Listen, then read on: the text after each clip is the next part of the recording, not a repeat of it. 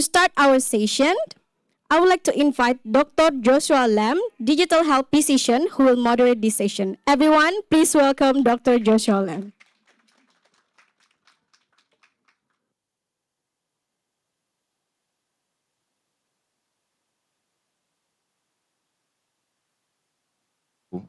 Hello. Can you all hear me?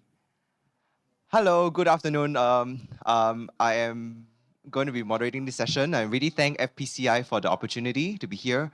My background, I am a medical doctor by training, but I spent the past 8 years doing medical IT and health tech. And really, when FPCI kind of like invited me to come moderate, I was like thinking, I really, really want to do this because health outcomes is 80% determined by social determinants, right? Really, like when I see a patient, I treat them.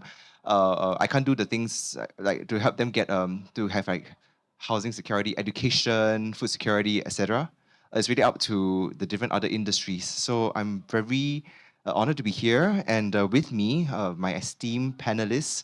I'm going to be inviting them on stage. Could you please help me give them a warm welcome up as well? I'm going to first start with Pak Aja Adi. He is Senior Vice President of Regulatory and Government Affairs with Indosat. Welcome, Pak Adi. Okay, next, we have Mr. Andre Teo, who is the founder of Bluebolt Labs from Malaysia. His background is in consulting, finance, investments, and with startup investments as well, and helping startups to scale. Okay, and next, last but not least, is Mr. Sherwin Pelayo, Executive Director of the Analytics and Artificial Intelligence Association of the Philippines. Mr. Sherwin, welcome.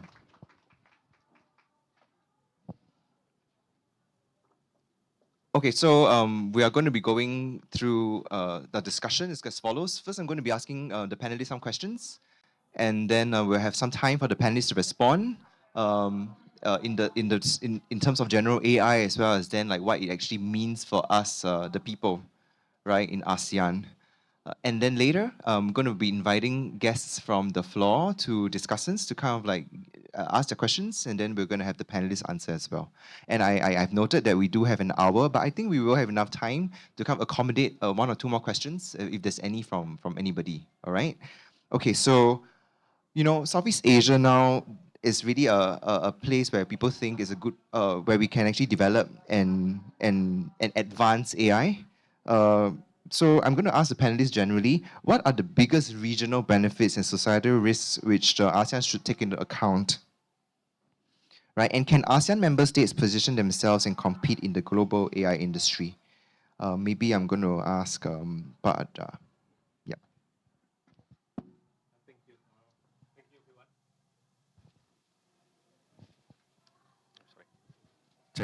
Thank you. Assalamualaikum warahmatullahi wabarakatuh.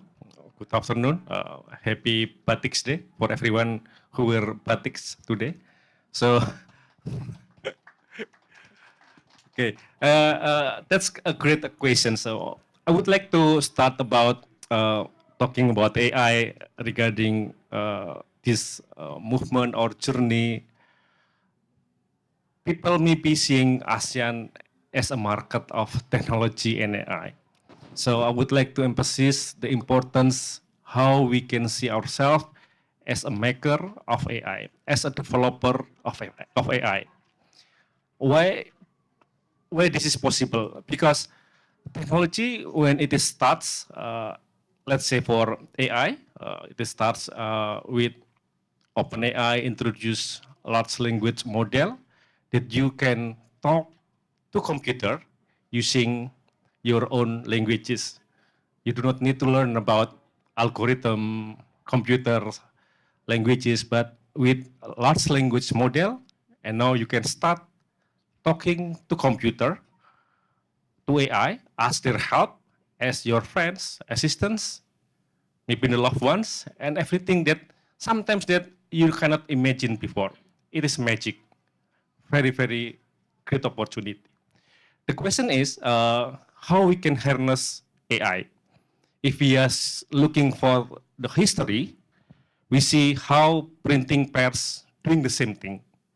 When it is invented by Johann Gutenberg, but that's the country that getting the most benefit of printing press. Because printing press, it is followed by new industry, publisher, writers, new educations, new scholar that leverage that capability. The similar thing with electricity, the similar thing with computer. Computer science initiated by Japan, but USA can harness the computer science. And now if you see, looking about list of Fortune tech companies, you can find it most of them based in US. So for ASEAN, we can learn from history and using the best practices that being adopted by other countries and how we make it suitable for ASEAN countries. Let's say for Indonesia, we have dialects, cultural rich. That's the essence of AI. When large language model come, I try to type prompting about please generate my avatar wearing batiks. And I attempt several times to get the most batiks that I think it is aligned with my opinion, my mind and my experience. Because the foundation model, it is developed by the engineering that not familiar with batiks. But you know, in Indonesia, a lot of batiks model, just what I heard, thank you for wearing batiks, that we need a developer, the engineering who knows Indonesia better. The AI solutions will be aligned with the needs of our communities. And I believe it will be similar thing with other market, other country, Malaysia, Vietnam, others. If you can build your own local model, it will be a good opportunity for the country, and then they can enrich. Of course, first they're using foundation model from principle, but the developer can enrich based on the local needs, and they can initiate AI solutions and AI applications that's suitable for the markets. Once we can issue those applications as a country, and then our developer can sell it to other countries. We can say it downstreaming AI. Once again, AI provide a lot of benefit. Another ecosystems. Let's say if you invest with data center, the investor will build building, buy land, new additional workers. There are a lot of things. And I believe new jobs will create if you enrich yourself with AI capability and learning. I think my time's up. Thank you. Thanks for Aja. Like, what you say is so true, right? I think we really can try and, harness the power of the people of ASEAN to localize the AI for us, right? That's one. And of course, then in terms of the strengthening of the infrastructure development, right, for us to kind of work together in the ASEAN region. I'm just going to maybe move to the next panelist, Andre. How can we make AI more accessible and inclusive? Okay, thank you for that. So for this one here, when people think about AI, they would pretty much think about these large research labs. They'll think about these geeks or these technologists and hoodies working and coding all the way here, all right? But what I've seen is quite different. So I run an organization called Build with AI with a mission to inspire just more people to build out stuff, to design stuff with AI itself, right? So I've seen people in Penang, Malaysia, right, who have created an AI to interpret sign language, and this person doesn't have needs for tech skills. I have seen a shopkeeper in Cebu City in the Philippines basically just creating a chatbot for their own retail family store itself, right? So what this means is that here in Southeast Asia, we've got a whole bunch of people who are just young, scrappy, and hungry, and they're just dying to build over here, all right? And are we just gonna throw away our shot? No, we're not going to do that, all right? So here, there's three points which I want to bring across here today. So the first one I want to talk about where we stand now as a region in terms of AI adoption. Number two, I want to just share with you all what true accessibility really means And number three is about how do we turn that accessibility into agency? And agency means the power to create. All right. So going on to point number one itself, where are we in the region here at the moment? We've seen governments investing a lot into AI, right? Across from Vietnam to Thailand to Malaysia to Indonesia to the Philippines, right? In fact, Vietnam and Malaysia, and Singapore, of course, leads even developed economy in terms of AI adoption. Believe it or not, the adoption rate of AI in Malaysia is higher than Germany. All right, and that is basically how the trend here is going at the moment. We've seen corporates basically implementing, corporates basically investing a lot into it, but we also see these inequalities. So corporates are investing, but who's using them? We've seen people using them, people in the urban areas, but what about people in the rural areas? We've seen inequalities in wealth. Then, of course, we've seen inequalities in tech, and now we're seeing inequalities in AI over here. We, as a region, have the highest grassroots potential in AI technology in the world. But if this door is left half closed, are we really harnessing that whole potential there? So that brings me over to my second point, which is what is true accessibility, right? True accessibility, people say, hey, it's about giving people the chance to just use it, right? Lower the bar for that. But it's really not that. Sure, we could tell people to subsidize costs for AI. We could teach people how to use AI and so on. But it's really about building that confidence. You can know everything about AI, but if you don't have the confidence to use it, then what's the point over there? In each of our build of AI communities that we have, we show people how to create with AI, of course, and that spark always comes. And this is part that always inspires me, right? When people are like, "Hey, I didn't know about how I could do this before, but now I've done this. Wow, there's that spark over there that now I can start creating." That accessibility there now becomes understanding. All right. When we talk about access, there's basically 5 rungs to it. The first one is just providing the tools. Sure. Now you use ChatGPT. Now you use Gemini. That's number one. The second rung is essentially, are you understanding it? All right. Are instructors, are educational institutions actually giving the right sort of instructions there? The third one is on creation. Now this is where I want to bring in the co-creation part with communities, with CSOs, even with political organizations. So, because at the end of the day, the AI models that we have is largely skewed to the West, and we want to bring it back to the region itself, right? Everyone in this room deserves to be there when it happens, all right? And of course, now I also want to bring it back to my last point, which is basically inclusivity to agency. Inclusivity means that now people are able to use it, and agency means that now I have the power to build with all these things out there. We've got these tools, we've got the knowledge, we've got the community coming in, and then we have the CSOs, we have the government coming in and saying that, okay, these are the ethical red lines that we should not be crossing, right? At the end of the day, we are the one that should be controlling AI, and of course, not the way around. So just to quickly recap here. Point number one, we have made progress, but there's still a gap, that inequality gap that I talked about. Number two is that accessibility must lead to understanding. And number three, our inclusivity must lead to agency, which means that we should not just become a nation of users, we should become a nation of builders. And that's basically just building a legacy for the region, putting that seeds into the garden that we may not reap now, but it is for the future generations to come. Thank you.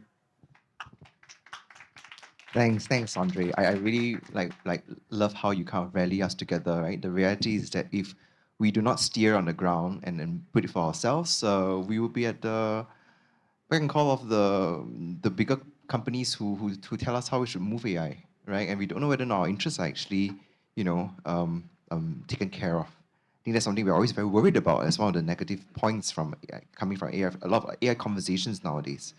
And also on the portion about then how do we get ourselves empowered, or how do we understand how to use AI? I'm going to get the insights from Mr. Sherwin. Actually, then share with us how can we safely integrate AI and technology into education and teach the skills to use the AI tools. Mr. Sherwin, please. Okay, so Um, Education is a very hard, topic. You feel that it's really just being able to teach, students, learners about this new shiny thing called artificial intelligence. But when AI became mainstream, right? That especially generative AI, when suddenly everyone should be able to use AI, all of the complexities actually arose from there. So when you say integrating now AI in education, you can probably talk about three things. First is trust should be there. Okay, integration starts with trust. That AI is there. It's a tool. It should be used to really empower and actually amplify the work that our teachers do. Okay, it's not supposed to be replacing teachers. So our students, our learners, should feel confident that when their teachers are actually using AI to make assessments of them, checking their performance, that the teachers are still there, doing the final assessment and not solely relying on AI saying that okay, this child is going to fail in this class. I'm predicting that this child is going to fail, in this class. Okay, a teacher should actually still come in. Okay, it might cut, the amount of time, for a teacher to do the administrative tasks and manual tasks, which is good. But then that freed up time should now be used, to really create and focus more on the students who would need additional mentoring, additional coaching. So the students should feel confident that that their teachers are actually doing the right thing.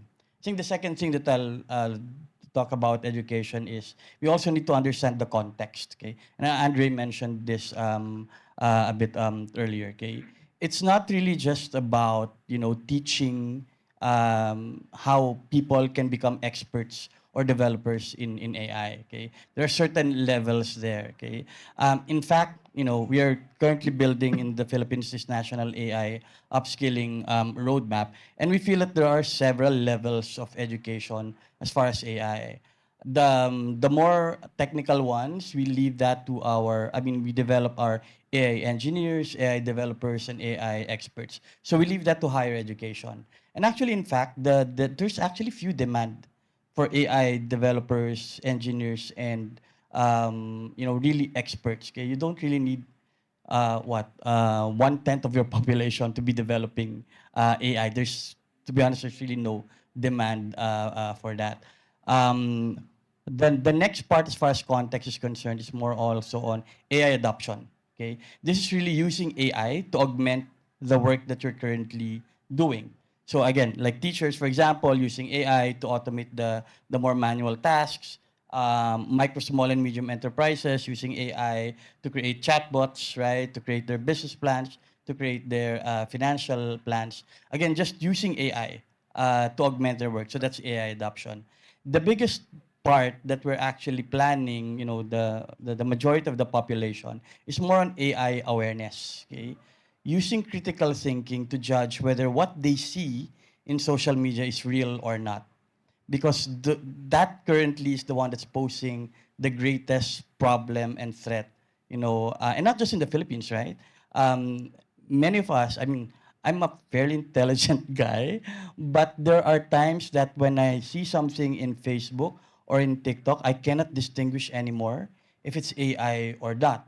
Okay, so and that actually causes, I think we're going to talk about that, some of our some of the people getting scammed by what they're seeing, right? So a big part of the work that we're doing in education is actually on AI awareness, teaching them how to be critical on what they're actually seeing. And then the last point, I think, is more a redefinition of what AI literacy is. AI literacy is not anymore about coding. Okay, it's not more about data anymore. It's also it's more actually about critical thinking, logical, reasoning, and even actually digital empathy. Really getting to understand, the needs of other people. One last complexity that we're actually seeing in education right now is that, okay, we need to be tactical about this. We need to teach the current workforce about AI, but what do we teach our children right now in grade school, in basic education? One problem there is they're actually more knowledgeable than us about AI. They were born with AI already, right? So what are we going to teach them? And if we're not supposed to even teach them about generative or agentic AI, because what, 10, 15 years from now, when they're part now of the workforce, there's something new, than AI. So that's also kind of a question that we have. What do we teach in basic education? Thanks, Sherwin. Really, like very much, very insightful what you've shared, and also happy to know about like the Philippines coming up with that framework. And like maybe there can be more collaboration within ASEAN for that, right? To kind of use that and to compare with other countries like Singapore to come up with something which the rest of the region can use. At this point, like you talked about that, right? We are being hit by scams. We also know that AI has its limits, right? It hallucinates. So, for example, I know recently there was this article. It said when the healthcare professional was asking AI a question, and then like AI generated a new part of the brain, right, with a new name, which is why there's so much hesitancy to really try to adopt in certain industries, right, and the education, the principles of knowledge, right. Like really is something we need to think about, right? What are the subjects we should be learning? Should we focus on curriculum, critical thinking, what's right, what's wrong, and what are the things which cannot change, right? To go against, like to counteract against hallucination and scams. So at this point, just want to open up to the rest of the panelists, whether or not anyone has anything to share on this about this thing, about how it's affecting us. So in our daily lives. Yeah, so there's actually two parts which I want to share here, right? The first one is the massive value that could be unlocked with AI. And the second one, of course, are some of the biggest risks to be aware of, right? So for me itself, so I work a lot with AI. Pretty much the last 15 years has been in tech. One of the most transformative change that I see right now is in the area of personalized education at scale. All right, the key word here is at scale. Imagine this. Let's say if every single student or every single one of your children here gets their own personal tutor, right? They get to learn about many, many different things. And that learning style, that learning approach, methodologies and so on are unique to that particular individual. Think about how much more effective that learning could be, right? But at the end of the day, of course, we know that AI will not replace teachers. Teachers would still be needed there for the whole contextual understanding, as well as one of the most important things that AI has still not been able to achieve. What does it mean to actually be human? Do you expect an AI to teach you what is right or wrong, or do you expect a human or a teacher to be able to do so, right? So that's one of the biggest opportunities that AI could unlock. The second one would be on the massive economic value, all right? When you make things cheaper, when you make things faster, when you make things much more efficient. Think about this. Before this retail chain, they were all brick and mortar, right? But then when e-commerce shops started coming in, we got Lazada, we got Shopee, we got Tokopedia and everything. When they all started coming in, suddenly you don't no longer have to shop from the stores anymore. Everything gets delivered to you. And because of that, a whole value chain of logistics gets built around that as well. We're seeing the exact same transformation currently within AI. All right. Think about all the work that you're doing right now. Think about which part of it that you hate the most, or the part that you absolutely don't enjoy doing. Now think, what if AI could do that for you and frees up your time to do higher value jobs, all right? Which brings me over to the risk. People are always saying that AI would kill jobs. No, AI will not kill jobs. AI would kill, it's people with knowledge of AI that would kill your job, right? It's not AI itself that would be killing your job over here. That's one of the first risks, one of the biggest misconceptions to solve. The second one is that with AI, we've got hallucination, we've got data misinformation. It is so easy right now to just create any sort of new information, new content, what is right or what is wrong. Sometimes it can be so convincing that you wouldn't know yourself, and that's where humans would still play a role in being that moral arbitrator there, saying this is right and this is not correct. Thank you. Thanks, Andre. Maybe I'll add, hopefully then we won't be killing each other, those who know AI versus those who won't, but we would help the other people who don't to know how to use AI. Okay, I think we're actually quite good on time, but now I'm going to take the time to invite the discussants. So we have 3 groups of discussants here. May I get a raise of hands if you're around? And may I invite? Before we go to discussion, can I add something? Oh, yes. Okay. Okay. This is I'm strong supporter of AI. I'm a strong supporter. However, if you would like to see a geopolitical issue, this come interesting. After AI Paris Summit, most of the country sign for the commitment. However, there are 3 big countries that not sign the commitment that AI should be used for inclusive, responsible, and would like to share the benefit AI for other countries. And then after that, there's a DeepSeek. People seeing how efficient with some limitations of the technology, Chinese startup can introduce DeepSeek. And not far from that, President Trump announced Stargate. All big companies need to invest big amount in USA. So we can see how every country now not rising or fighting each other, but try to use AI as another significant tools for the dominations. So how about ASEAN? I think ASEAN as a countries, as a regional need to have a strong commitment on how ASEAN community will use the benefit of AI. We have Silicon Valley, but how we can introduce ASEAN Valley, let's say. But having a strong commitment among leaders in ASEAN, how ASEAN will unite and using AI as a tool to empower all ASEAN citizens. Because we need to go back again to the base principle of this AI technology. It should serve AI for the people. It should democratize and people get benefit of this technology. So having a commitment among ASEAN leaders, I think is another critical journey for us if we think this is good for the regional, for the ASEAN people about how ASEAN can face together about making strong AI infrastructure within ASEAN countries. They can share all the data because once again, the, the good data is the part of AI that can deliver a lot of AI solutions that can benefit for the people.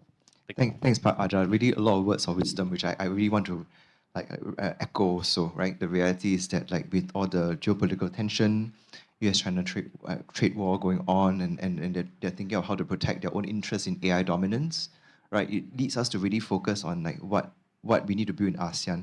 And it's really need the leaders to kind of do diplomacy, right? Achieve security in terms of politics, stability of economy growth, so that we can actually create our own AI infrastructure, right? Because without your wafers, without your high-tech wafers, you can't get any AI done, and that's the reality. So it's securing that supply for us to grow ASEAN is also really very important. Then on the second layer of data governance and data sharing, right? Having a harmonized data structure, data sets, so that we can use that data collectively to make meaningful insights from it is also really very important, right? So thanks, Bharat, for that. Okay. If there's no other comments from the panel, then I can continue with the discussants. Okay, I think we have 3 discussants groups here. There's from Lakhong University, Indonesia Institute for Education Reform, and Institute for Strategic Policy Studies, Myanmar. I will invite the discussants, if you could raise your hands and we could get you a mic and you could start sharing your questions. Maybe first, you. Thank you so much. My name is Namik and I'm from Myanmar. I'm here from the Institute for Strategy and Policy in Myanmar. So I have actually have 2 questions. The first question is about the inequality gap of the AI access in the ASEAN countries. As you know, like Myanmar is has a political instability, and also government itself is trying to censor the AI usage. So if we are going through the ASEAN as a community and trying to advance the AI usage in its own people. So in your discussion of the technology community, is there any discussion about how to reduce this the inequality gap about the accessibility of the artificial intelligence.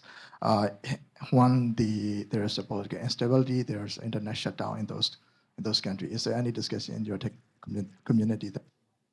That is my first question. The second question is also relates to that government censorships. So do you identify any risks that the government censorship can pose to the transparency and accountability of the AI in the ASEAN region? Thank you. How do I address you? Okay, so Mr. Nang, about two topics. One is on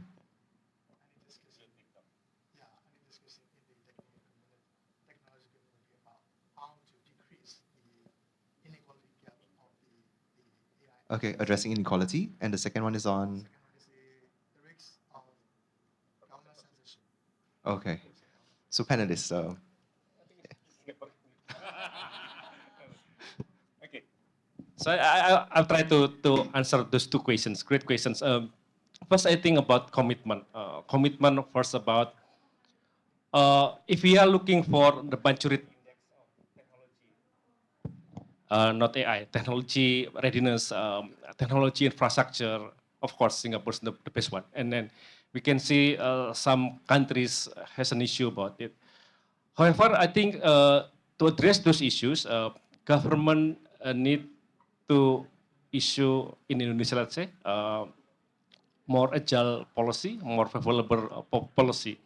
We invest a lot in telco, and then now we are shifting from telco to techco, technology company. We invest a lot on data centers and AI chip, GPU. And then what we do first, we try to increase the awareness. We built our AI experience center in Papua. You need maybe 6 hours from Jakarta to Papua. And our AI center of experience give Papua people with, wow, new magic thing for them. We give them how, we call it just like tools to help the doctor for the first medical assessment about TPC. And then the doctor found this is so efficient. And then some of them can give new insight. If not helped by AI, it will be difficult to find a disease on this, what we call it, just like Roxanne. So that's one. The second thing, if the government can convince not only local company, but global company to invest AI infrastructure in the country. So I think that's the most critical, not only because now most the big company only invest in several countries that they think become a hub of AI, and all of the data will be transferred there. And for the country itself, you will have a lot of things because the source of data will become a lot of new AI solutions if it is in the right persons. So answering your data in the country is critical.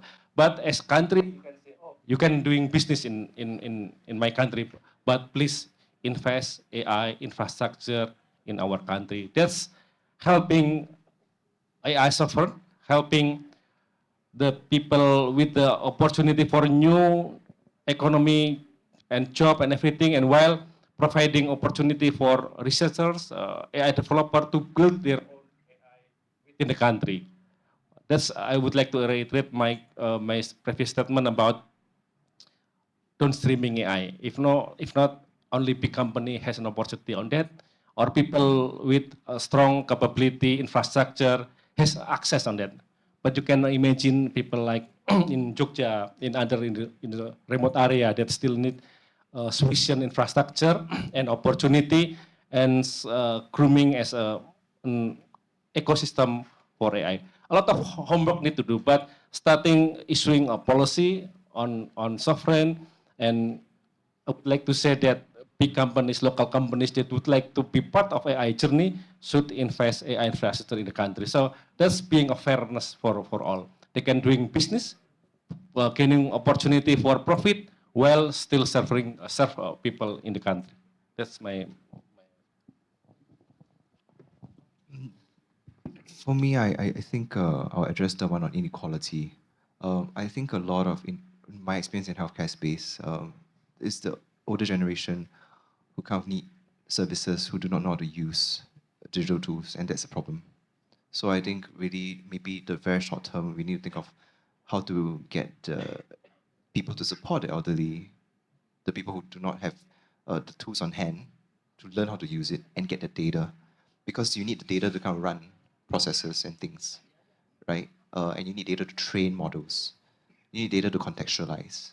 I think that's really a big gap we have, right? So actually pushing it out to the rural communities will, I think, benefit the region, right? And then in terms of kind of shared resources, I'm just taking a Singapore like example, right? Like we have a national supercomputer, which is shared, and that's used to run like your AI models for the different public hospitals, right? Even though they're not like in the healthcare space, but they still get permission to do that, and we can explore that, right? I think there is benefit in terms of like, for the greater good of ASEAN, like, if you could collaborate, break the walls separating data, like data sharing, right? And then get the data properly collected, and then you can run a model, right? Of course, many different tiers, barriers to break down, but I think definitely achievable if we come together, right? And that's why we get people to think about how you can contribute to that bigger agenda, right?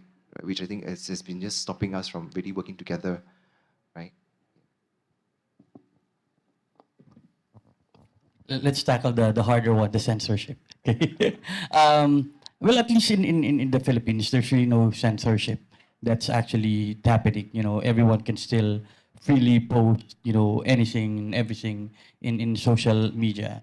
But what actually, and this is not actually the government clamoring, it's actually the general population that's clamoring is, and the request and the ask is, if anyone posts something that is AI generated, please label it as AI generated, right? Because training on AI awareness can only get us so far, right? Like what I said earlier, even I, get fooled by what's posted there. I don't even know whether it's AI or not, right? So even if I'm kind of trained how to see it, I'm still going to miss a lot of things. Okay, so what we are asking actually is just, whenever you're posting something, if it's AI generated, just label it AI generated. And actually, it's the general public who's clamoring for that, so that they're not going to ask anymore, right? Is this real or not, right? It's like, when an earthquake happens, you go to where's the first place that you go to when you feel an earthquake, right? You're going to go to Facebook and post earthquake, right? That's where you get the news about that. Okay, many people, because like what Andrew said, no, in ASEAN we have the highest AI adoption rate because we use a lot of these platforms. That's also where we get a lot of these information.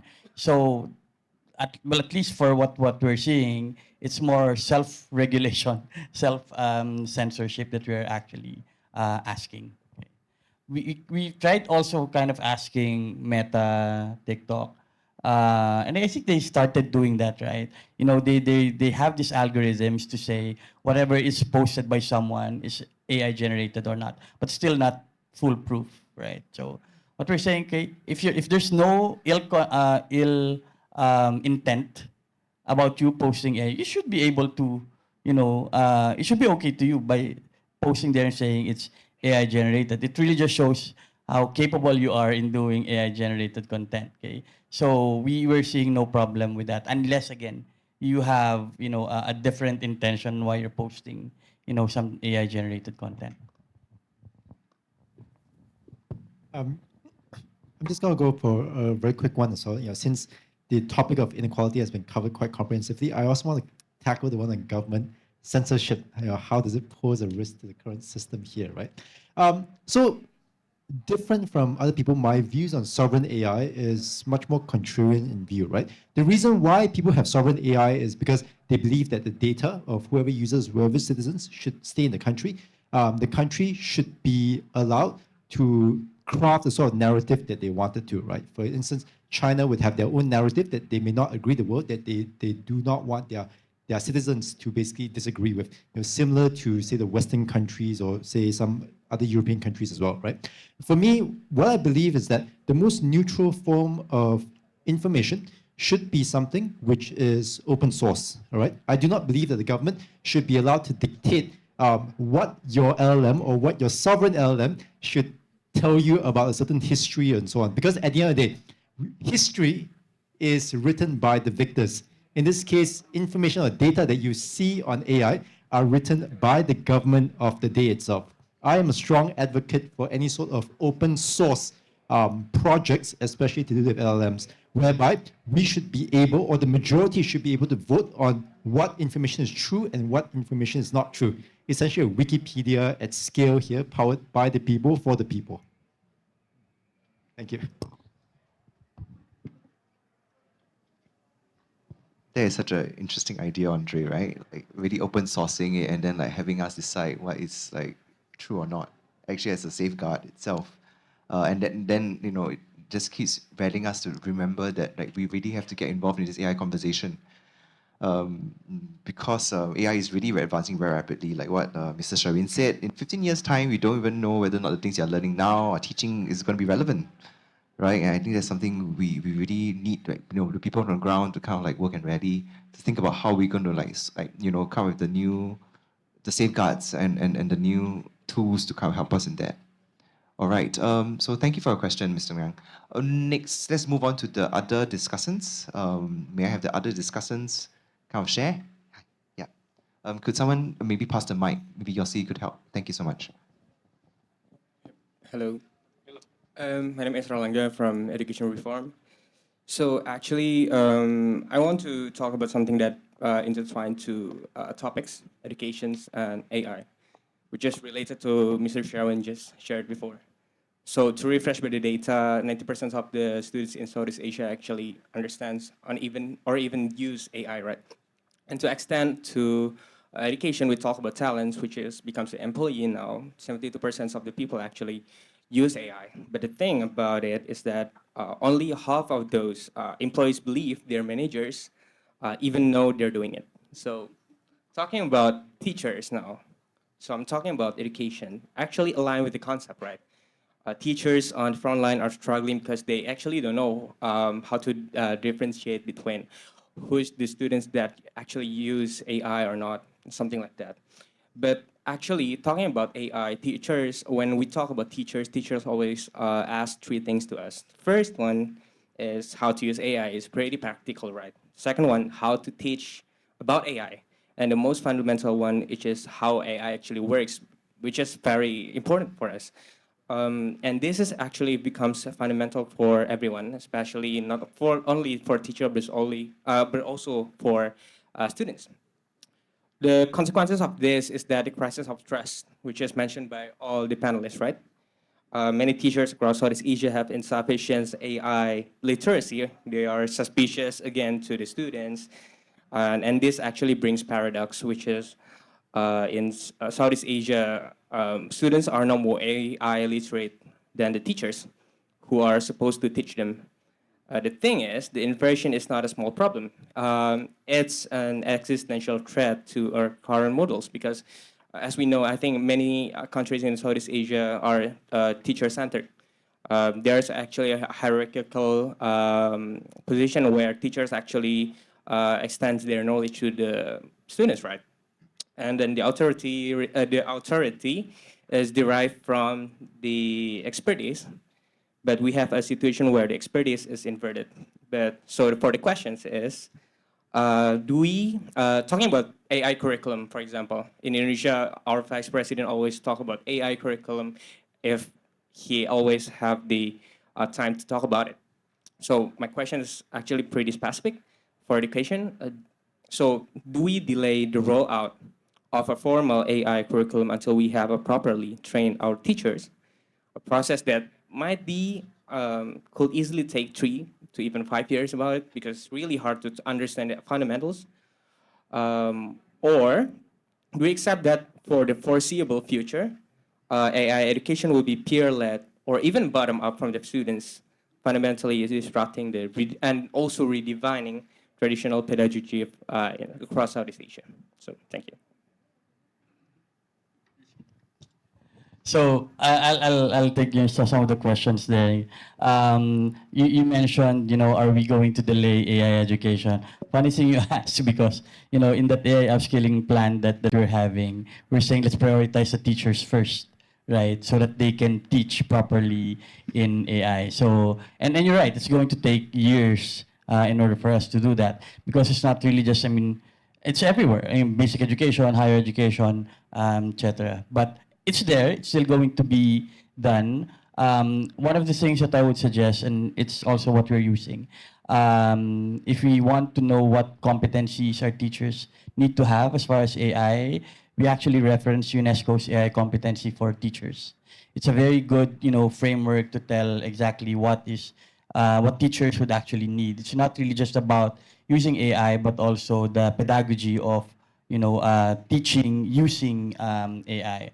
Now, having said that, okay, there's no use really on telling students anymore not to use AI, because the more you tell them not to use it, they will use it. I mean, we did that, ourselves, right? So, the dynamics, though, now in giving assignments and assessments to students will have to differ.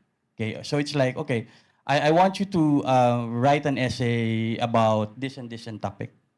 Go ahead and use any generative AI tool, to come up with this. And then let's discuss in class. Do you agree with this? What AI generated? I think it's actually even more, it gives us a more richer discussion, between the teacher and the student, because now you're really teaching your student critical thinking, right? You ask them, generative AI can generate code right now. So someone from computer science actually tell me, can we ban the use of ChatGPT? You can't ban that. They're going to use that. So, okay, ChatGPT generate a Python code that will do this and this and this and that. Now the assessment is, you now ask your student, is that right? Okay, is that okay? Will that really work? Plus, will that address security issues? Is that optimized to run well? Optimization, security, those vulnerabilities, any generative AI does not, it's not very good at it right now. It can generate the basic code, but all of those, securities, optimization, that's still not being, that's not yet known to generative AI. So I think the assessment, the way that you teach, the way you give assignments, the way that you assess, that's going to be different. The last point is, and Andre mentioned this about co-creation. I feel that co-creation is actually going to be key to teaching everyone, not just the students, because as you said, the learners right now are more knowledgeable than their teachers about AI. So actually, co-creation of what it's going to be taught is actually good. The children will know more about the technology, but it's the teachers and actually the parents would be the one to tell them, is this the responsible use of this tool? Is this the ethical use of this tool? So it's now a combination of the technology that is, that the knowledge is within the children right now, but then the ethical concerns, the responsible concerns, that's what the teachers and the parents will have to contribute in that discussion. So co-creation is actually going to be key in educating actually the children right now.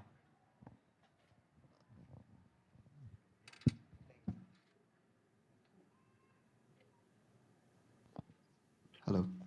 Thanks, Sherwin, for that. And yeah,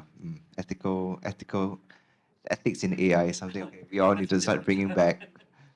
That's something we could bring back with. I think we do have one more discussion, but if there's no discussion going to bring up a question, I'm going to open to the floor.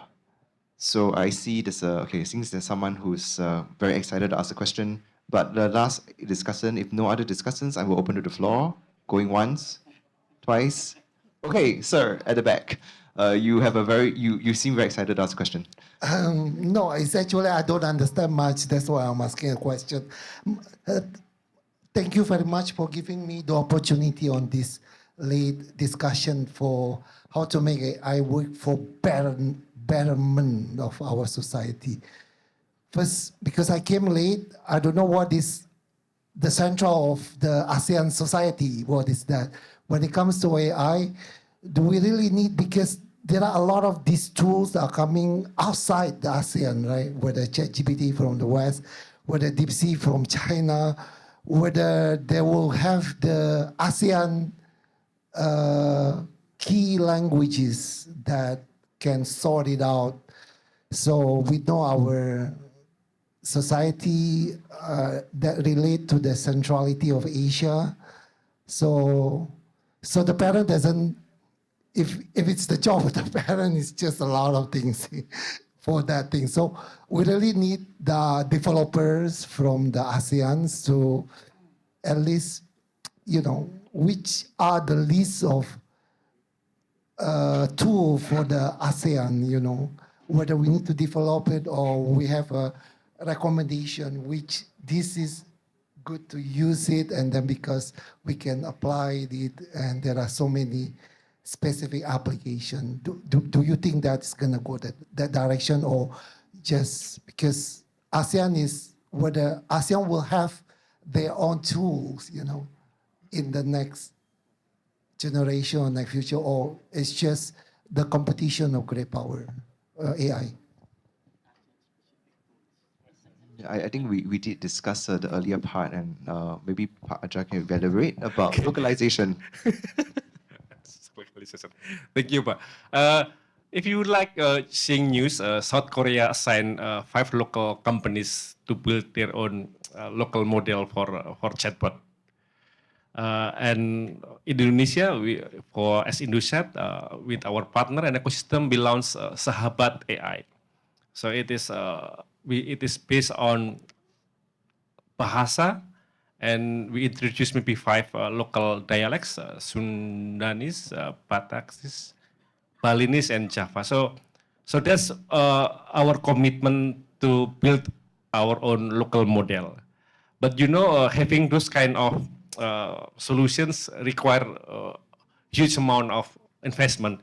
You need to set up the team, set up power computing, allocated GPU that's not expensive. Well, you are trying to make business and profit, and there should be a commitment to allocate for this kind of spirit of sovereign. So it should be back for every countries in the ASEAN. If other country or Malaysia, maybe Singapore is in front of us, and then try to build their own, become ASEAN ecosystem, and we can create the higher level is the ASEAN tools. But we need to start by our own in every country, and should be a collaboration between private sector, public sector, academia, university, because let's say the engineering develop algorithm and solutions, but academia with their knowledge, knowing, oh, this is the best language that align with our culture. This is the best history. This is the best the right or content. So a lot of people should be participate on this collaboration. And what I would like to say, the government need to lead these efforts. Therefore, maybe 2 or 3 months ago, we supported the Ministry of Communication and Digital that launched Indonesia AI Center of Excellence. There are several pillars that they are looking on this initiative of talent, local ecosystem, including local large language model, and several policy. Those are initiatives that the government would like to see collaborations not only from themselves, but academia, researchers, public, including talking about Indonesia ethics. We call it Pancasila. That's another thing that we need to introduce to the global market, because once you have your own local model, I believe there's another level for us for this AI journey. Thank you. Thanks, Pak Ajar. Yeah, I just want to add on to what Pak Ajar has said. It's about, I don't know you all know that actually Singapore has this project called Sea Lion, right? Sea Lion itself, right, already has 3 languages. I think Vietnam is one of them as well. So it's just something you can add on with what you are doing in your local countries, right? Maybe the audience, you can go find out about it and see how you can get yourself plugged into the Sea Lion project. Yep. Yep. Yeah, so basically, I just want to share a parallel, right? So before I talk about AI, I want to talk a little bit about social media itself. Facebook, TikTok, Twitter, Instagram, all this, right?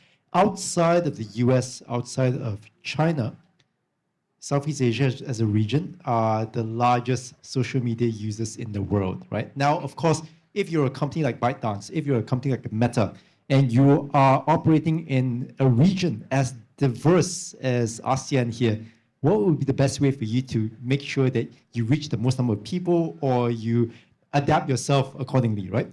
How you do that is that you hire a team of content moderators, you hire a team of content analysts. And if you look at it, for Meta itself, their largest supply of content analysts and moderators are not based in the US now. Their largest supply are actually based in the Philippines and Malaysia, all right? And of course, the third one is Mexico for their Spanish language thing. So what's going on here, and the reason why I talk about social media is that we're also seeing the same thing that OpenAI, that Claude, that Gemini, that even DeepSeek are doing, right? They all want to enter this region over here. We're huge users. We're huge users of social media before, now on AI, but they want to make sure that their value reaches as many people as possible. So they are hiring, they are training talents over here to do so. And in that case, these mega companies are already doing us a favor by actually training or upskilling these people that we could easily leverage to just bolt on and in fact build our own systems, build our own models or refine our own models in order to actually have the value back to us once again here, right? So again, I want to bring it back to one of the original points that I talked earlier in the opening statement. When we stop at access, we give access to everybody, but let's say if we stop there, people would remain just as users, right? You will continue being users of DeepSeek or OpenAI. But here, when you actually push for agency, you would create, or we would actually create builders. We are creating here a generation of problem solvers in the region to solve problems that nobody else in the world know about, nobody else in the world have. And that's where we are going towards. Thank you. Thanks, Andre. I hope you all have some takeaways from today's session, and I want to thank my panelists again for being here and with all your great insights. Really, I really think that the audience kind of benefited. And could you all please give a round of applause to the panelists here today? Right. With this, then I will hand it back to the MC, Yossi. Yes, thank you very much to our panelists for such an insightful discussions. Once again, everyone, please applause. Before closing this section, we invite the panelists to remain on stage because as a token of appreciation, the Dr. Jalal and FPCI will also present souvenirs to speakers.